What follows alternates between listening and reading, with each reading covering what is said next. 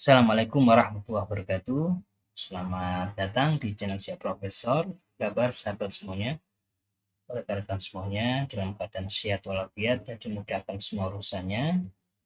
Kita coba ulas ya informasi mengenai usulan kenaikan JAD lektor kepala dan profesor ya, gelombang 2 tahun 2026 Bapak sekalian. Nanti baik dari sisi apa penyebab kegagalan ya dari gelombang sebelumnya untuk pengajuan lektor kepala dan profesor dan juga bagaimana cara pengajuannya. Nah, Bapak Ibu sekalian, yang akan kita bahas ya dari materi ini adalah hasil penilaian gelombang 1 yang sudah selesai ya, di periode reguler 2026. Kemudian bagaimana ini masa usulan JAD yang kedua dan bagaimana khususnya karena beberapa kegagalan karena masalah syarat khusus nanti akan juga kita kaitkan dengan rubrik penilaian untuk syarat khusus dan bagaimana pengajuan usulan rektor kepala dan profesor di sister. Nah, mungkin kalau secara teknis juga hampir sama kalau untuk pengajuan yang ke rektor. Nah, Bapak Ibu sekalian, kalau melihat pada hasil ya penilaian dari gelombang 1 ya, baik untuk lektor kepala maupun profesor ya, kalau kita lihat ya untuk yang lektor kepala yang belum direkomendasikan di sini ya itu 72%.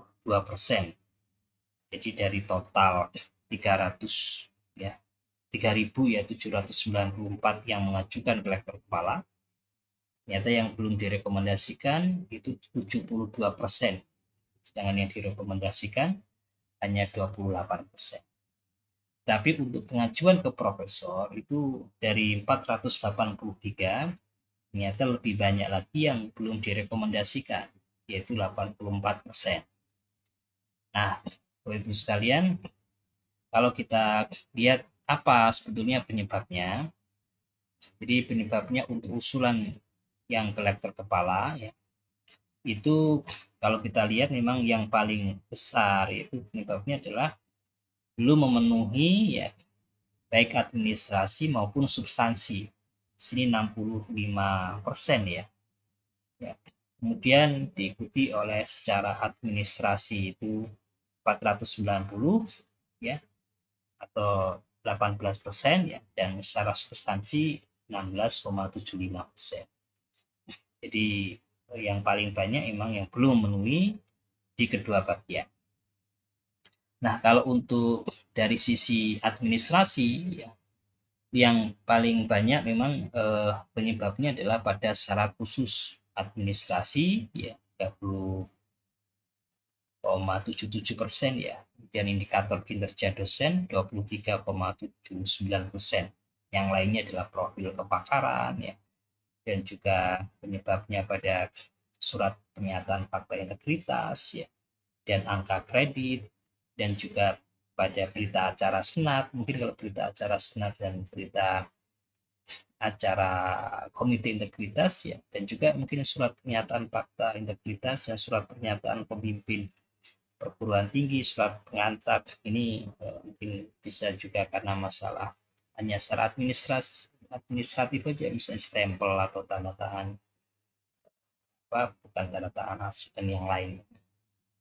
Nah, Ibu sekalian, kalau secara substansi itu yang paling banyak memang evaluasi pada proses penerbitan yang berintegritas. Ini karena terkait dengan syarat khusus ya, biasanya pada dokumen korespondensi. Jadi dokumen korespondensi bisa karena tidak jelas dokumen ya, atau dari sisi substansinya juga secara substansi ya, berarti secara substansi ya penilaian baik dari editor maupun dari reviewer ya belum mengarah pada masukan-masukan secara substansi ya, sehingga itu jadi penyebab utama ya. Selain itu juga rekam jejak dari pengusul ya, ini bisa dilihat dari ya skor Sinta atau di Scopus ya, atau di Web of Science ya, ini juga di Google Scholar Kemudian juga bebas pelanggaran integritas akademik, ini juga cukup besar 16%.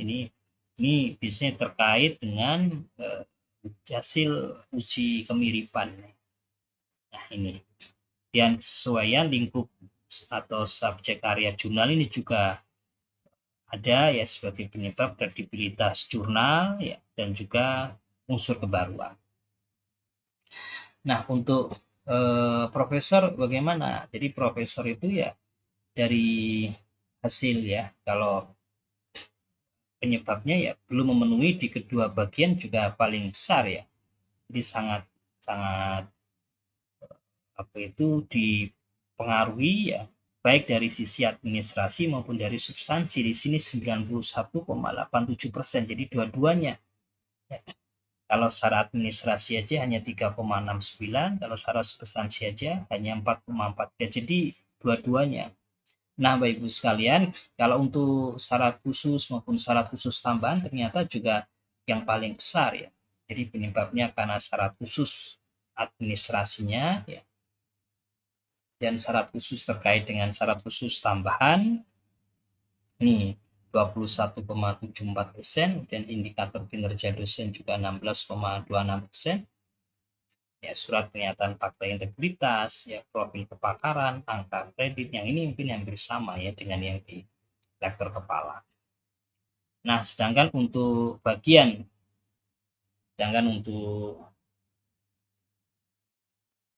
substansi ya,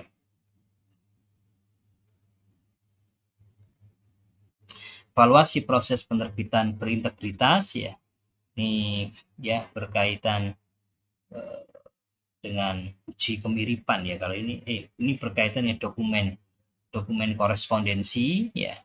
Ini juga sama ya, tadi yang penyebab yang terbesarnya ya karena persoalan di dokumen korespondensi. Berarti di situ menurut penilaian asesor ya belum ada review secara substansi, jadi reviewnya masih sebatas teknis atau secara administrasi aja. Dan bebas pelanggaran integritas akademik yang dibuktikan dengan hasil uji kemiripan ini 16,84%. Dan juga kesesuaian lingkup atau subjek area jurnal ya 13,82%. Dan kapasitas. Nah, di sini juga kalau untuk pengajuan ke guru besar juga ada penilaian yang berkaitan dengan kapasitas manajerial dan kebaruan, rekam jejak, dan juga kredibilitas jurnal. Ini 7 penyebab utama yang berkaitan dengan substansi.